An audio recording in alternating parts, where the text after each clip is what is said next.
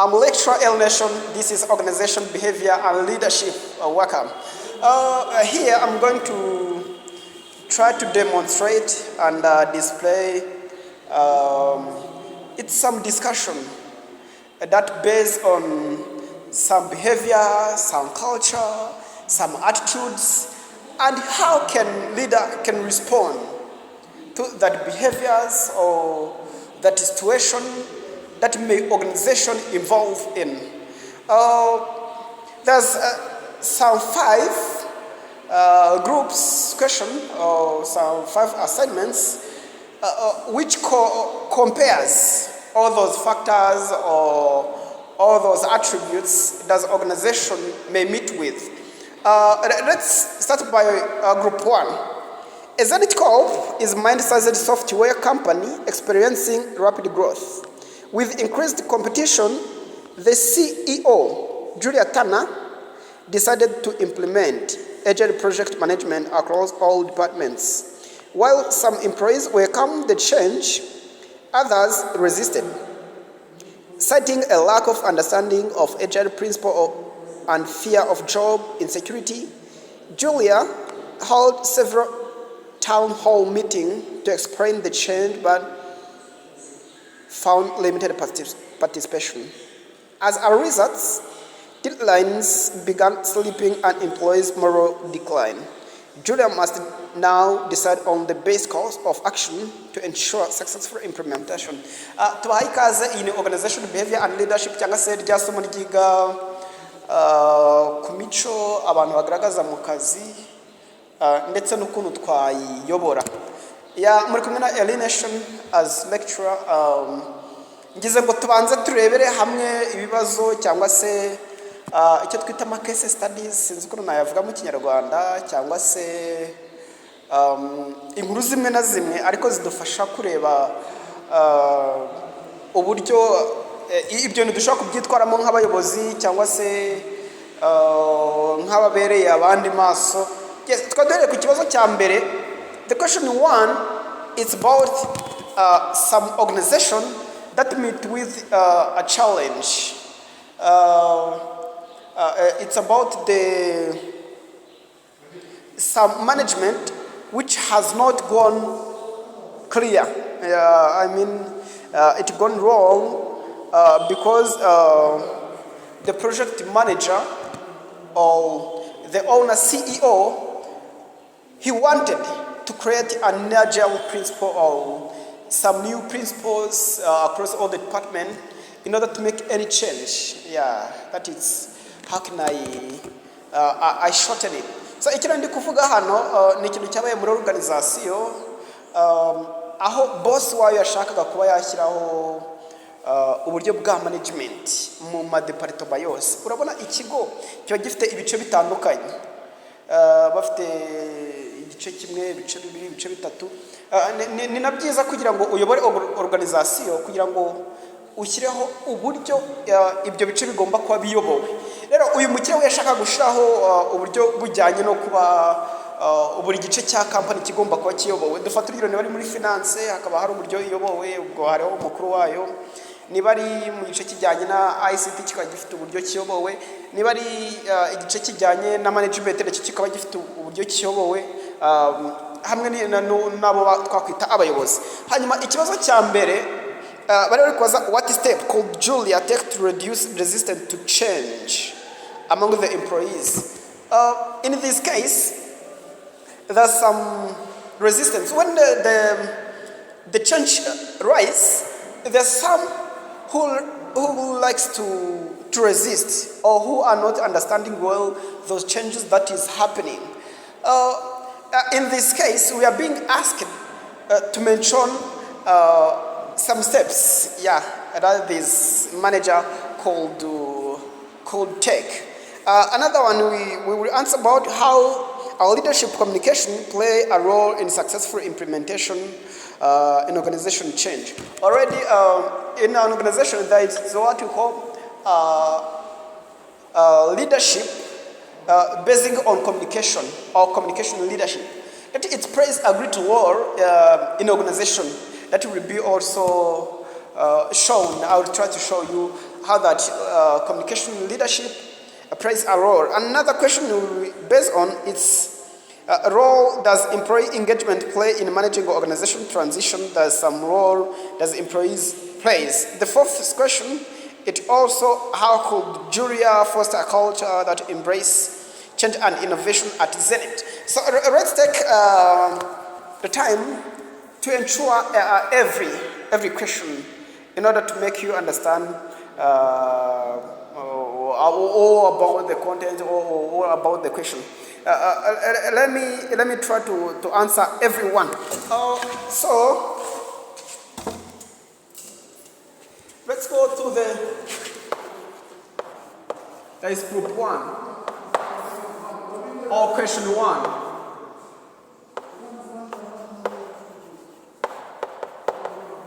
Question 1. As I told you, it is on the screen. It's about the steps called Julia take to reduce a resistance. There are some steps. We are going to talk about the steps. The steps for reducing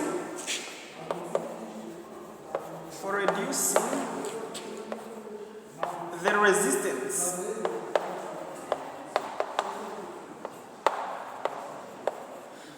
Already, as I told you, when the change is rising, there's some change or there are some behaviors that every employee rises, like this against or this resistance. Let's try to look how the step or how this manager Julia can take for reducing those resistance. One, he has to do what you call a communication. The communication, it involves by showing the peoples the advantages. You understand this? The advantages and objective, or even the vision of the company, or the vision of the agile principle. Here, there will be to communicate or to show the peoples the vision and let me call it advantage.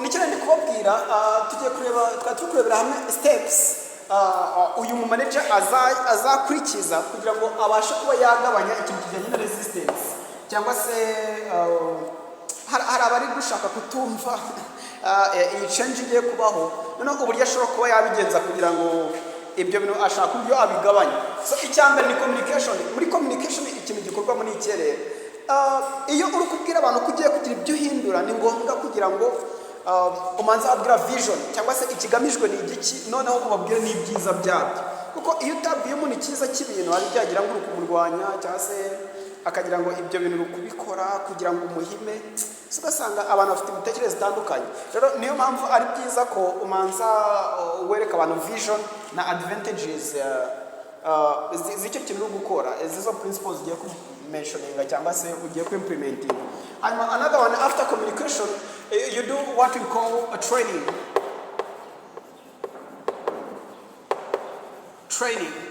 What we do in a training, we try to educate. You educate all about those agile principles or that new principles. When you are going to show the peoples that they have to follow this line, you try to show them how it is important to them or how they can work with it.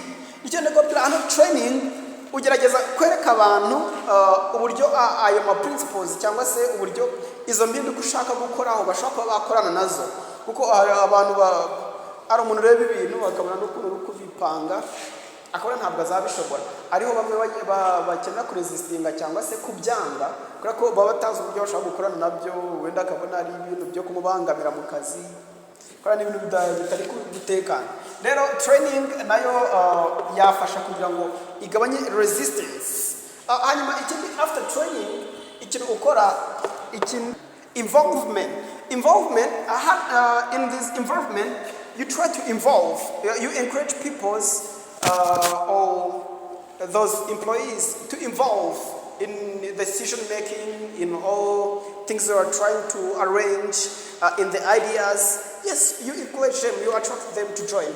Muri involvement, ikintu gikorwa ugerageza kubareshya nabo bakaza bakagufasha muri change yo gukora niba urugero twari gufatira aho rwo guhindura ama department opening a communication ukabereka ko nabo babifite mu ruhare mbese ukabaha umwanya za feedback zabaze kwa concern cyangwa se nazo ukazirebaho. Rero icyo gihe bituma abantu bagabanya resistance iyo babonye ko nabo bafite mu ruhare atari kwa kubisanga ikigo hari akantu gake kigiye kugasanga kizaniye ab'Kigali, kizaniye abo hanze, kizaniye abanyamahanga, ukabona bari ko excluding cyangwa se bari kugukuramo. Ariko hano iyo bakweretse ko nawe ubifite mu ruhare, resistance zigenda zigabanyuka kuko utangira kubyumva. Hanyuma after involvement, we do what we call support.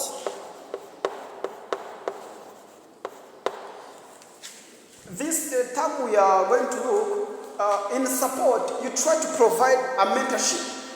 In a mentorship, you try to give the support through education to show the people how can deal with it, how can they live with it.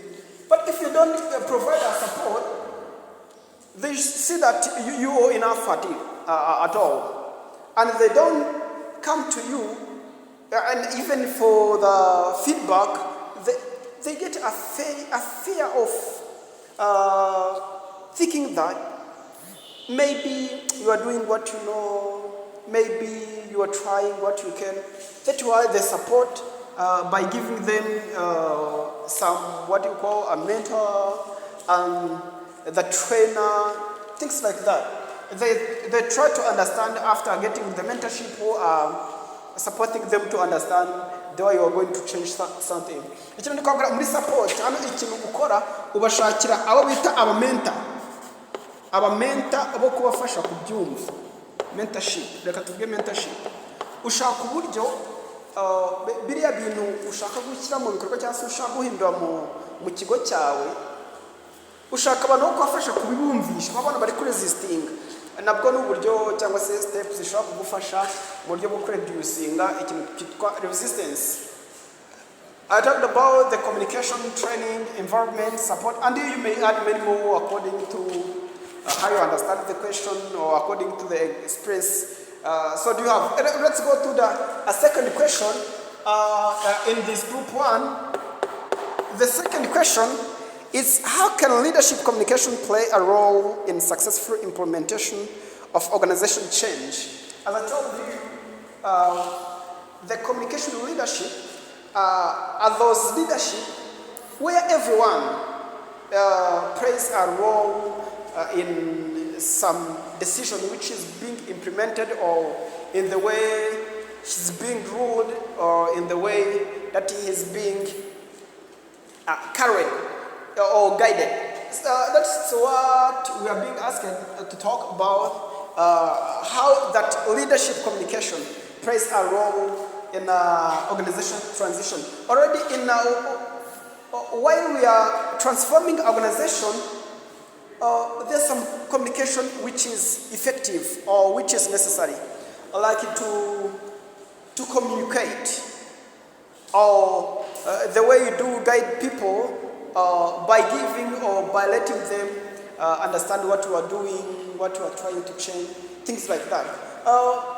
Nikiri ndi kubabwira hano tugeze ku kibazo cya kabiri cyo kubazwa ngo ese ni gute iriya communication leadership ishobora gufasha muri ikintu kijyana transition ya organization. Iyo turi guhindura ikigo cyangwa se iyo hari kuba impinduka zimwe na zimwe mu kigo, ni ngombwa ko habaho ikintu cyitwa communication leadership. Ikintu cyitwa communication leadership ni handi usanga uyoboye abantu ariko musangira amakuru cyangwa se nk'ikibamenyesha ikintu gikenewe ubabwira, mbese ugasanga mbese nta kwiharira ijambo cyangwa se nta kwiharira ibikorwa. Bari kutubaza uburyo rero iyo communication leadership, uko kuyobora abantu muganira mu myanzuro ifatwa iyo communication leadership ikimara kuba habaho organization transit. So reka turebe kuri roles of organization. No, roles of leadership communication or communication leadership.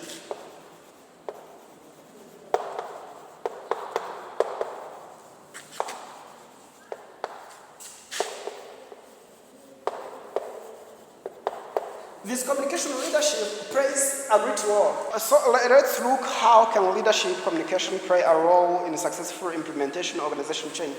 Already, when the organization is making a change, the people needed to be communicated in order to be updated about what the organization is going to do. But if not, an organization, so you are not a good leader. That's why that communication it plays a great role.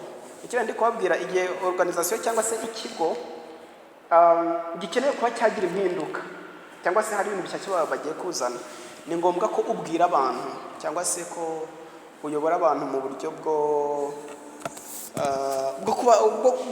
gutuma n'ibitekerezo byabo bikora. Yego ashaka kuba atari ngombwa bitewe n'impinduka ushaka gukora cyangwa se n'ingufu ushaka kubishyiramo, ariko ni ngombwa ko abakozi babimenyeshwa kugira ngo batavuga ati tubwo nyine yabonye yaduciye amazi ati se ubundi twe twatanga ibitekerezo bizima. Rero ikintu iriya communication leadership ifasha muri transition cyangwa se kwa company yagira impinduka, icya mbere nibo bantu bagutangira amakuru cyangwa se bafasha muri communication. Icyo nshatse kuvuga, niba hari agashya mwazanye mu kazi cyangwa muri business, babivuga hanze bigatuma ubona abakiriya. Naho iyo batabimenye cyangwa se nk'iyo uri kubigizayo, urumva nyine biragora, buri umwe bifata nkaho ntacyo amaze mu kazi, ugasanga nawe kubona abakiriya bizagorana. Ikindi feedback, when we are talking about the feedback, you understand their thought or their ideas, to get the ideas from your employees. Hano niho uzasanga abakozi baguha ibitekerezo ngo ushobora gukora iki cyangwa gukora iki, cyangwa se bareba uburyo ugiye guhinduramo ikigo bakakubwira ati nyamara boss ubigenje gutya byarushaho kuba byiza. Icyo gihe bakaguha ibitekerezo, ariko iyo ubikora nta communication, nta gitekerezo cyangwa ukeneye kumva, nawe ubihomberamo as the boss. Hanyuma ikindi ukora cyangwa se iriya communication organization, ikindi igufasha muri quick implementation. When the organization is being implemented or when it is implementing some principles, it needs the power or the abilities of the employees to participate in that one. Even if there is a task that requires a power or requires a physical ability, the employees play that role without a negligence. Nikira ndi kuvuga hano, niba hari ikintu gikenewe imbaraga, iyo bigizemo uruhare birihuta cyane kuba wabishyira mu bikorwa. Hanyuma ikindi hano bagufasha kumenya what is necessary, main element which is necessary, its involvement ifasha organization doing at their best. Binagufasha kongera productivity. It helps you to improve productivity because there is a full participation, there is they are great shares, means everything they are doing as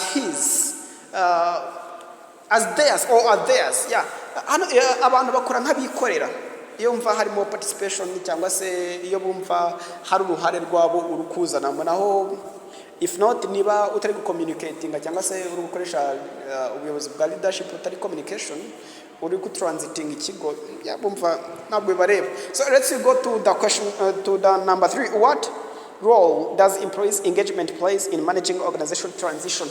There is a transition of an organization and the employees are included. What will be the benefit? So as you understand, the productivity increases because they are playing the role. They are happy to serve in that case. So they will never be ashamed of working with you where their participation or where their ideas is being considered. So that is one advantage. Another advantage is you benefit their feedback. You benefit their feedback or even their comments, their motivation, or without the motivation of employees. You do understand that you are alone, but when the people are telling you, yes, this is a good, you keep it up, things like that, you be motivated and you try to improve or you try to do at high level. Hano nicyane ndi kuvuga kuba abakiriya baba mu myanzuro fata cyangwa se muri changes zigiye kwa muri business, kuba abakozi babigiramo uruhare urumva ari kibizamara muri yo transition cyangwa se muri zo changes ziri kwa muri business. Icyambere nibo bantu batuma ibintu byihuta. Yes, reka tuvuga muri ubwo buryo. Ikindi ibitekerezo byabo uri kubyunguka, indi mpamvu cyangwa se undi mumaro bishobora kuba byamara nuko bifasha business cyangwa se boss kuba yaba motivated. Yabana bakubwira ngo yes ni byiza kora gutya, yes ni byiza, courage. Icyo gihe uba motivated. Ariko iyo abantu bose bari kuguca intege narakubwira ngo bigenze gutya, iyo batabaye included bumva nyine na motivation yagiragabanyuka, their moral cyangwa level ya motivation yabo iragabanyuka kuko babumva batari included. Rero even kuba abakozi baba mu myanzuro y'ikigo, yes, numva hari icyo bifasha cyane. Hanyuma ku kibazo cya kane, we are being asked, how could Julia foster a culture that embraces change and innovation at Zenith Corporation? Already Julia, as I told you, is the CEO of this Zenith Corp. And we are asked how he will do to foster or to make a culture. Ubundi icyo bishatse kuvuga wenda tugenekereje mu Kinyarwanda, ubundi uri boss ushaka ko ikigo cyawe cyangwa se reka tuvuge n'abakozi barajya bembracinga kuri change cyangwa se kuryo igihe habaye impinduka turajya tubyakira, ndetse n'ibintu bijyanye na innovation. Kuba mu kigo cyawe habaho innovation cyangwa change, abakozi bakabyakira bikunda kugorana. Urabona nk'ikibazo cya mbere turi kureba step none icyo yakora kugira ngo agabanye iyo resistance, noneho cyangwa se kugira ngo agabanye abo bantu bari kwanga ibyo bintu, ashaka uburyo yasa no bishyira hasi gatoya cyangwa se yabigabanyiriza capacity. Noneho hano bari kuvuga ngo ni gute no tuzagerageza kugira ngo abakozi niba habaye change bajye babyakira, niba habaye n'ibintu bijyanye na innovation. There's something that this CEO has to do, like to consider every thought or the person's thought. I don't want to tell you that every thought should be welcomed. Yes, you do hear and you analyze. You don't take every thought. Yeah. Nikira ndi kubabwira hano ibitekerezo byose urabyakira ahubwo hakabaho kubitekerezaho. Cyego ntago buri kintu cyose kije muri business upfa kucyakiriza yombi. Oya, uracyakira ukagitega amatwi. Yes, kana kuba hari icyo wagikoraho. Hanyuma ikindi uyu muntu ashobora kuba yakora yashyiraho kujya habaho celebration ya culture celebration. Culture celebration, it involves to give some rewards or some gifts to those who raises something which is special. Yeah. Hano ikintu kibaho habaho kuba twajya duhemba wa muntu uba wazanye igitekerezo kizima. Yes, niba abayo guhemba umuntu wazanye igitekerezo kizima, urumva ni haza n'izindi mpinduka. What nta kibazo. Yes, ni ibintu bisanzwe mu kazi habaho change. Another, it's just to show them, to train them about the innovation, about the creativity, and you try to show them how it is important. Kubera ko iyo umaze kwereka abantu ko ibintu barimo ari ingenzi, ko innovation ari ingenzi, ko creativity ari ingenzi, cyangwa se ko impinduka zibaho, abantu barabyakira. Ariko iyo utabibabwiye ko akaze ari byiza ko habaho impinduka, ko habaho iki na adaptability, cyangwa se kwiyakira birabagora kubera ko bari bazi ko nta mpinduka yabaho none irabaye. Umva abantu batangira kuba confused. Rero kugira ngo wubake sense cyangwa se creativity mu kigo cyawe, abantu bajya babyakira. Training is very necessary, and another you should think about how you can manage those innovation and creativity. Muri management y'uzo creativity ikintu ukoramo ugerageza gutuma buri wese igitekerezo cye cyemerwa, mbese ntihabeho akadinga excluding ntikabemo, ahubwo ugaragaje ka innovation kazima yes ukakaburi minga mu kazi gutyo ibintu nk'ibyo ngibyo. Iyo hagiye haramuriro kwakira ibitekerezo ibyiza yego mukabishyira mu murongo, ibitari byiza ukamubwira atari ko shaka ukundi kuntu tubishyira mu murongo cyangwa se shaka ubundi buryo wahindura gutya. Ibyo nabyo birafasha, ariko iyo hataba icyo kintu yes ikigo cyawe ntabwo cyaba center ya creativity n'ibindi byinshi ushobora gusubiza hano bitewe. So let's go for the question 2 or for our group 2. It's about a story which is related, it's another business. John, a senior manager at Bright Spark, believes in democracy leadership style. He involves his team in decision making, encourages open communication, and values everyone's input. However, during a critical project with a tight deadline, John found it challenging to make quick decision.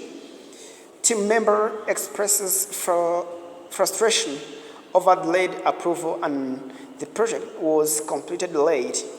The senior manager is questioning whether John's leadership style is suitable for high pressure situation. Iyi ni inkuru nabwo n'undi mu manager akoresha uburyo buri democratic leadership cyangwa se bwa buryo dukoresha turi kuyobora, ariko aho buri wese agira uruhare mu myanzuro iri gufatwa.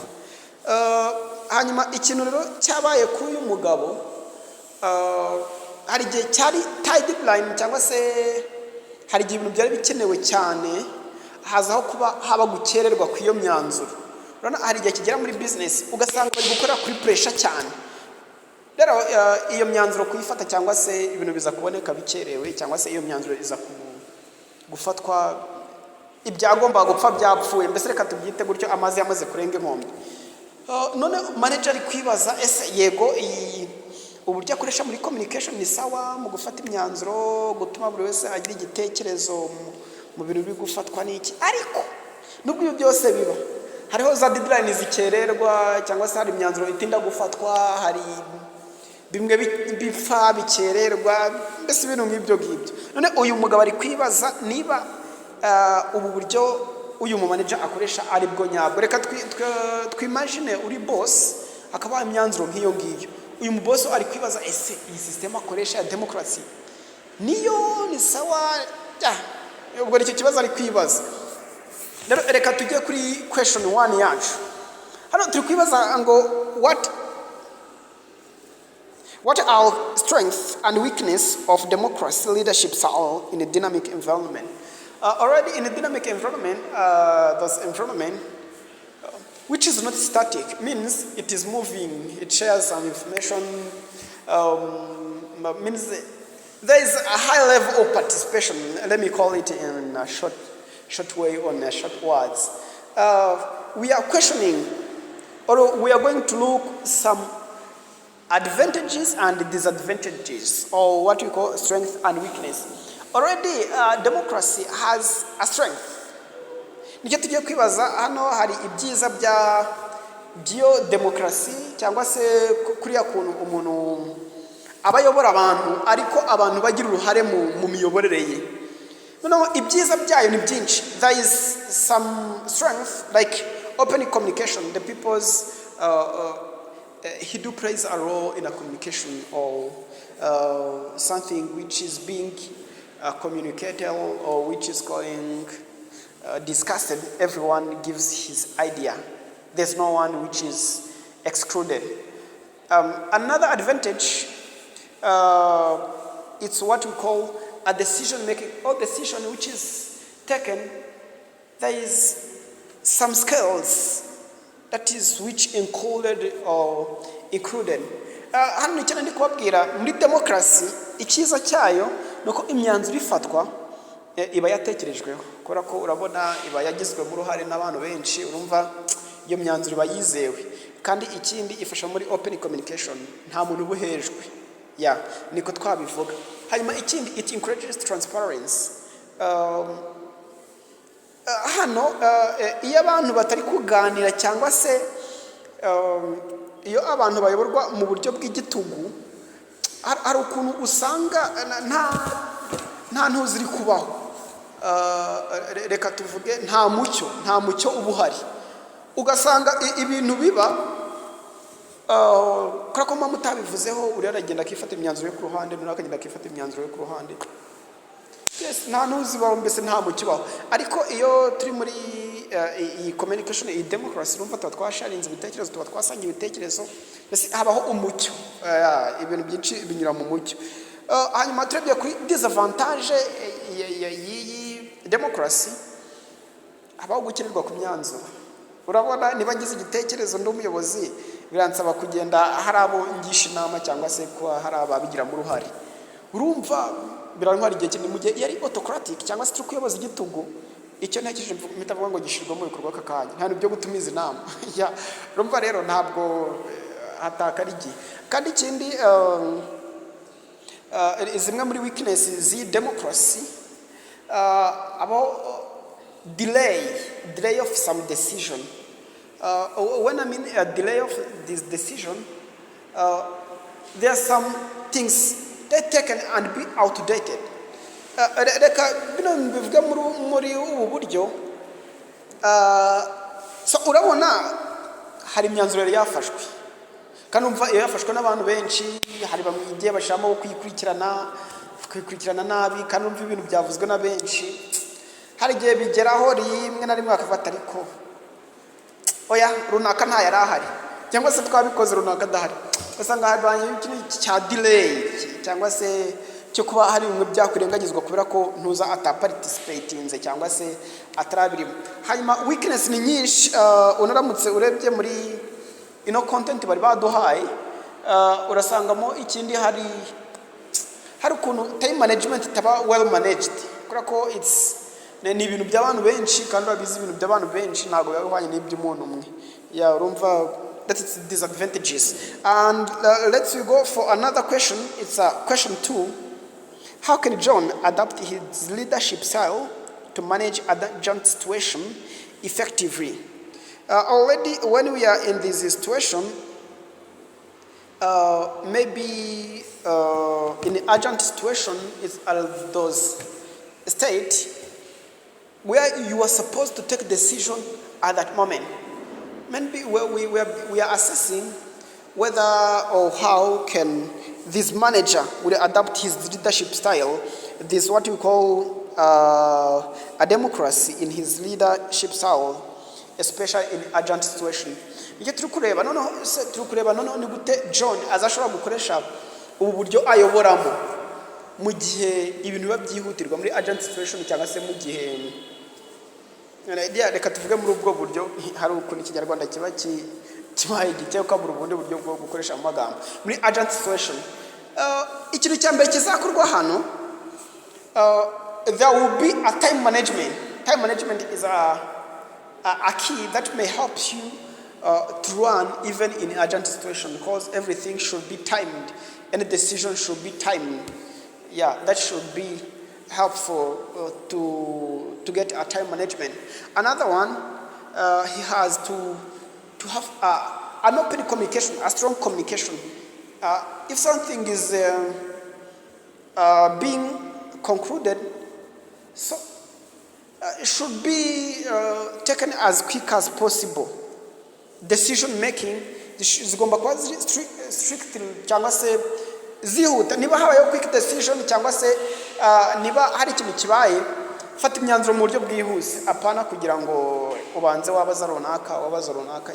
Ikindi to give some authorities to let the people, the individual, take a decision where you are not around or where the peoples are not around. Hano ikintu ukora noneho kugira ngo uburyo bw'ubuyobozi mu buryo bwa demokarasi noneho bwihute wiga kuderivaringa cyangwa se gutanga uburenganzira ya niba utari hafi cyangwa se niba uri kubona inama iratinda ko ati runaka nabikore na runaka nabikore ya ugasanga ibintu birihuse ya ibyo bintu rero nabyo birafasha kandi ikindi agomba kujyaho deadlines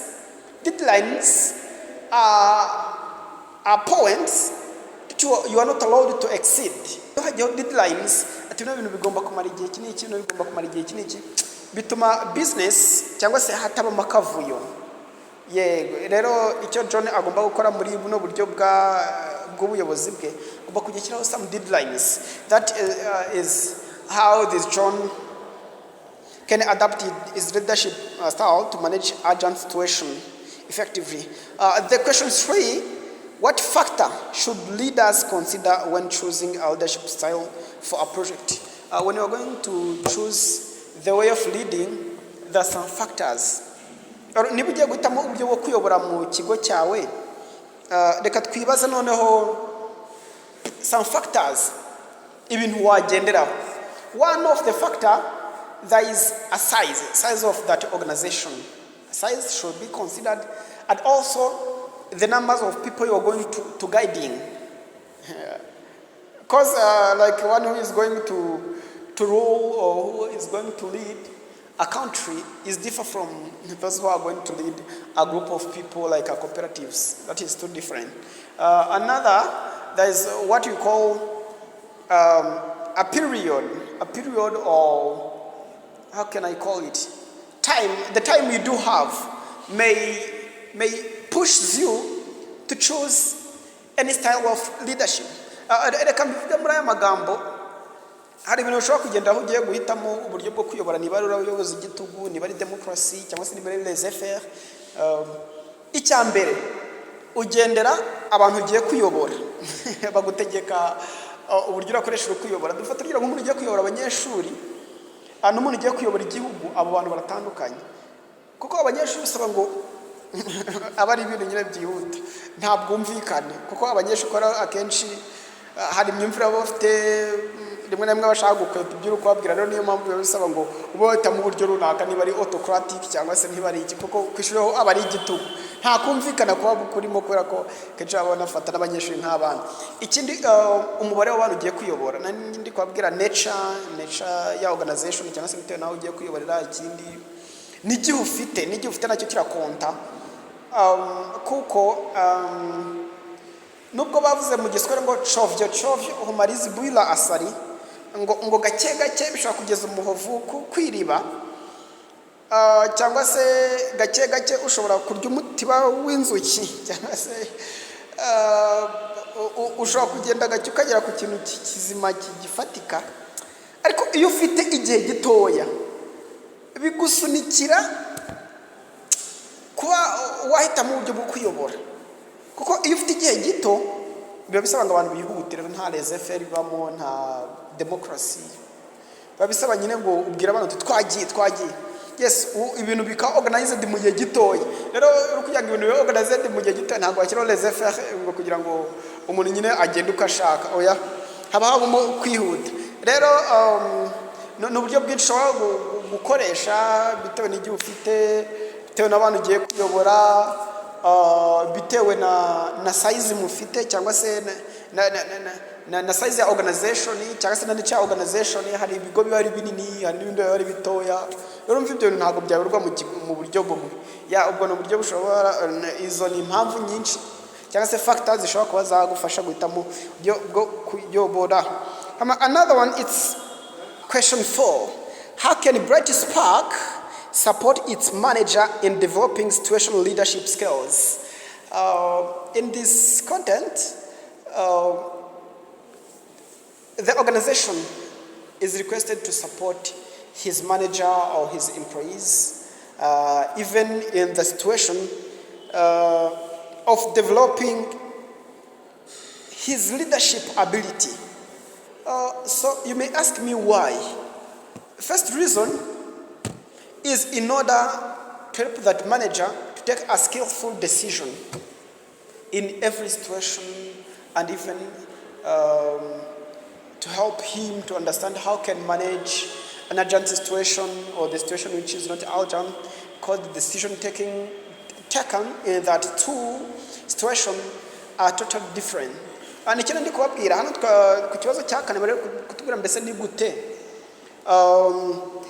iyi Bright Spark cyangwa se iki kigo kizafasha manager kugira ngo adevelope cyangwa se agire skills zijyanye no gufata ibyemezo. Reka bari uko tugenekereza kukivuga. Noneho hano ikigo icyo bafasha uyu mu manager kugira ngo mu bintu bijyanye na situational skills cyangwa se situational leadership skills abashe kuba yaba azujuje. One is to provide a training called a training. It's a key of knowledge, because if you are trained, you understand how you can take this decision. You understand many ways of taking a decision. Ikindi kwagara muri training, ikigo kigwa training haba ari mu kigo haba ari hanze y'ikigo. Ibyo birafasha cyane kuba wakongera level ya skills. Ikindi they may give you a scholarship to go to study abroad about the leadership skills or the leadership educations. Muri iki gihe ikigo kigufasha kujya hanze kujya kwiga uburyo ushobora kuba noneho wagifata imyanzuro cyangwa se uburyo bwo kuyobora. Ikigo rero kiragufasha kuba cyangwa scholarship. Hanyuma ikindi ikigo kigufasha, it gives you what we call a freedom of thinking.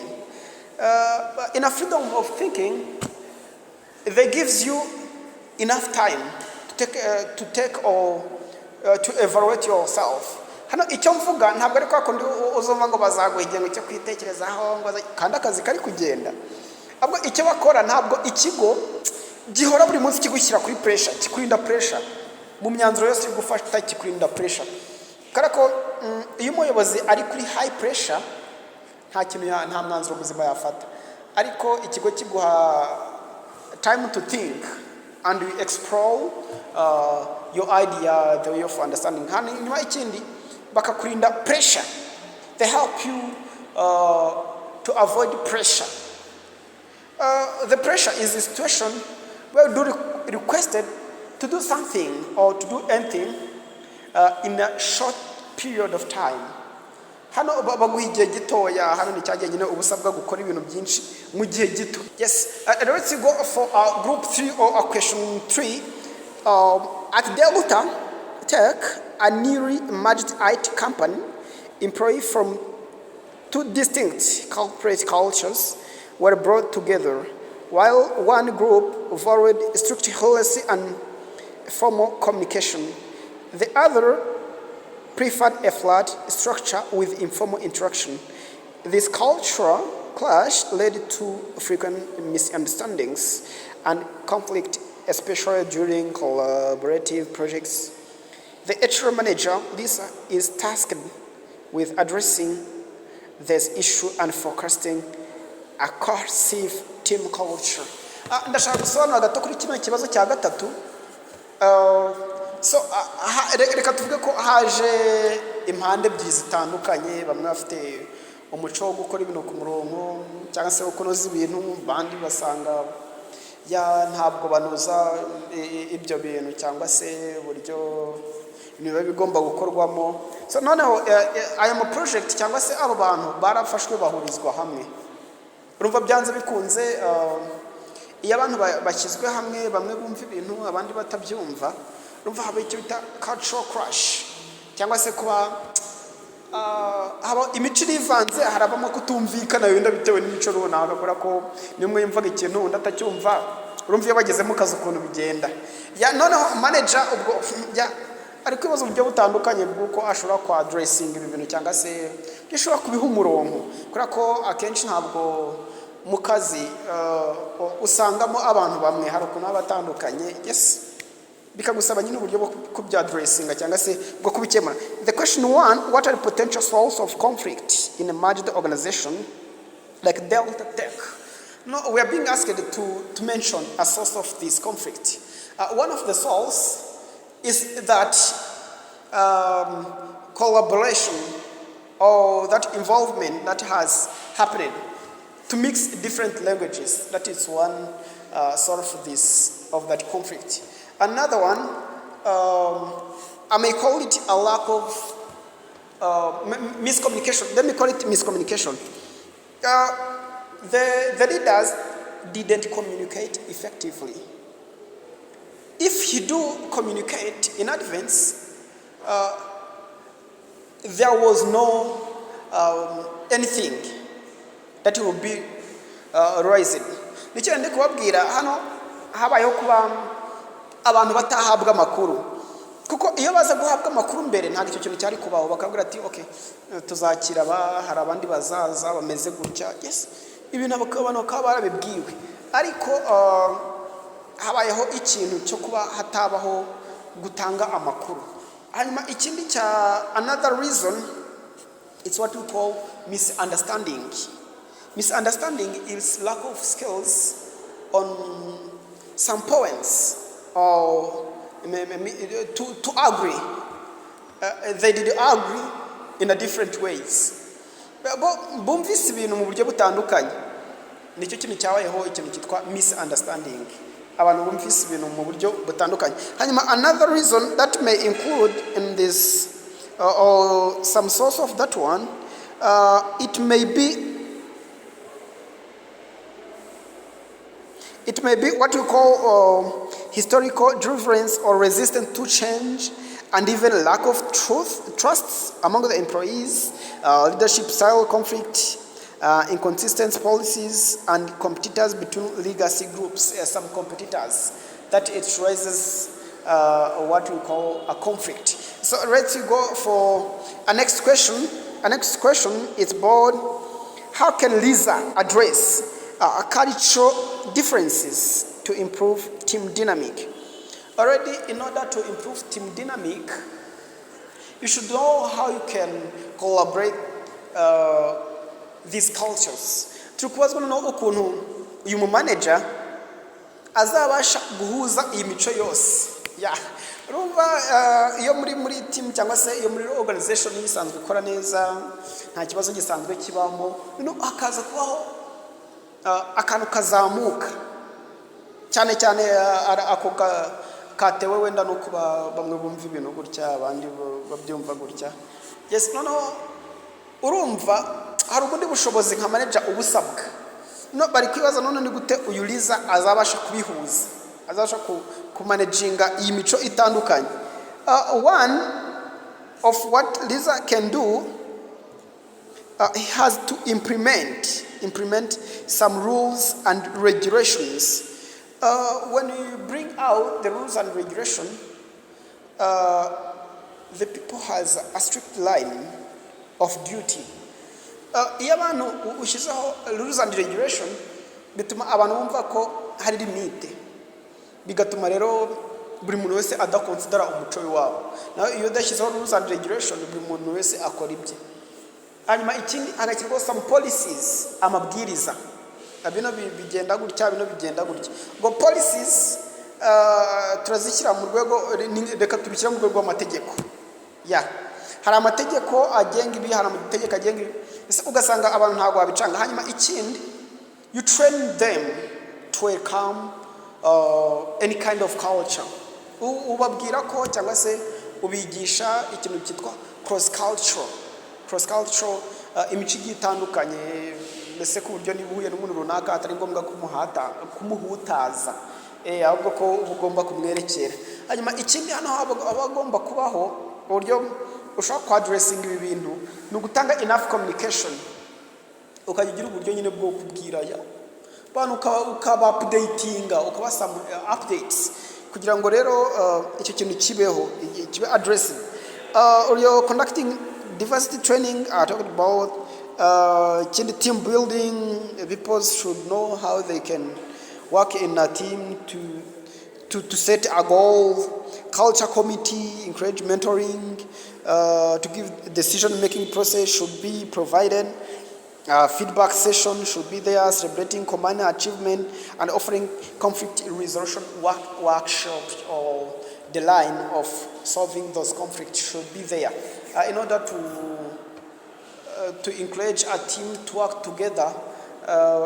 You try to support a teamwork, or the way that people has to join their team in order to do at their best. So that was a question 2. Let's look for a question 3. What role does emotional intelligence play in resolving workplace conflict? Already, when we are at workplace, there's some conflict that rises. As you know, we born in a different conditions. That's why when we meet together, the conflict can't be missed. That's why in solving that conflict, you have to bring out some intelligence. Ikindi ndi kubabwira abanyarwanda baca umugani mu kinyarwanda ngo ahari umuntu ntihabura kunuka uruntu cyangwa se ntihabura uruntu. Bishatse kuvuga ngo aho abakozi benshi bari batandukanye haba hagomba kubaho amakimbirane. Rero hano tuba tugomba kumenya uburyo bwo kuyakemura mu buryo buri scaled cyangwa se mu bwenge. Yego, kuko iyo utamenye kuyakemura mu bwenge, bamwe bakwishyiramo, abandi bakavuga ati nuko ari ntuza byabayeho, ati yaza kuba ntuza ntabwo ari gufata uriya mwanzuro. Abandi bakavuga ati natwe maye twavuga mu kigo cye. Ibintu nk'ibyo ngibyo. Niyo mpamvu biba bisaba rero igihe ugiye kwa addressinga cyangwa se iyo ugiye gukemura conflict, hari uburyo ubwenge bushobora kugufasha. Noneho reka tujye ku kintu cyitwa emotional intelligence. Reka dukoreshe ubwenge mu gusimplify ibibazo. Ese bizadufasha iki? Icya mbere, it will help us to avoid conflict among leaders and employees. That is number 1. The second, it will help us to take a decision where there is no regrets, or where you will never regret about the decision you took. And also, you discover a main source in an easy way where you are using a brain. And another things that intelligence or this emotional intelligence helps, it helps you to know who is right or who is wrong. On 4th question, the sales team at Alpha Sales has been underperforming for the past quarter. The team members complain of unrealistic target, lack of recognition, and limited growth opportunity. The manager at large is trying to motivate them by offering monetary reward. However, the team remains disengaged and attrition rate and increasing. Raj is now considering non-monetary strategies to address the issue. Question 1. Why may monetary reward alone fail to motivate employees? This is an issue. Monetary, it is not enough to comply the people's requirement. One, in order to perform at high level, so this can't end customer expectation or the employee's expectation that why to use money, it may fail. Another one, it may lead to the conflict, because when you get someone is being given some money and you are not getting such money, so you start to understand that maybe me, I'm not involved, things like that.